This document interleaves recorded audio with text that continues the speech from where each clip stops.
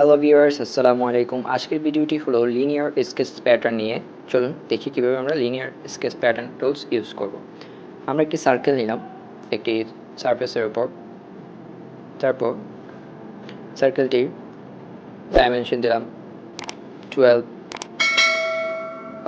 And আমাদের পরবর্তীতে ডাইমেনশনটা হবে রেক্টেঙ্গেল থেকে সার্কেলটার যে ডিস্টেন্স সেটা প্রথমত আমরা লেন্থ থেকে অ্যান্ড দেন উইডথ থেকে দেব। দেখি যে আমরা দিলাম 10,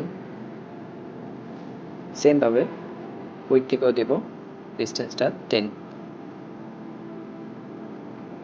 ওকে, আমাদের ডিস্টেন্স দেওয়া শেষ। এবার আমরা যাব লিনিয়ার স্কেচ প্যাটার্নে এবং সেখান থেকে প্রথমে আমরা এক্স অ্যাক্সিস ইউজ করব। সেখানে এক্স অ্যাক্সিস ইউজ করার পর উপরেতে ক্লিক করলাম। আমার স্কেচটি কিন্তু টপ প্লেনে করা, আপনারা খেয়াল করবেন টপ প্লেনে আমি কীভাবে করছি। ফ্রন্ট প্লেন বা রাইট প্লেনে এটা অন্যভাবে হবে।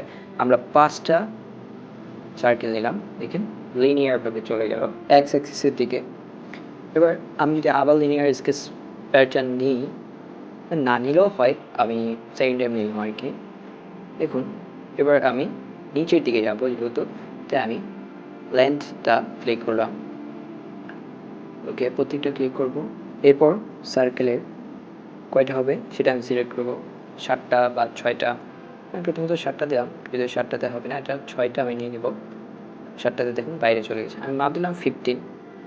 ডিস্টেন্স সার্কেল থেকে সার্কেলের ডিস্টেন্স, অর্থাৎ সার্কেলের সেন্টার থেকে আরেকটি সার্কেলের সেন্টারের যে ডিস্টেন্স সেটা 15। ওকে, আমার লিনিয়ার স্কেচ প্যাটার্নে সার্কেল আঁকা শেষ। এবার আমি এক্সট্রুড কাট দিলাম, আর দেখুন এক্সট্রুড কাট সবগুলো একসাথে নিয়ে নিয়েছে।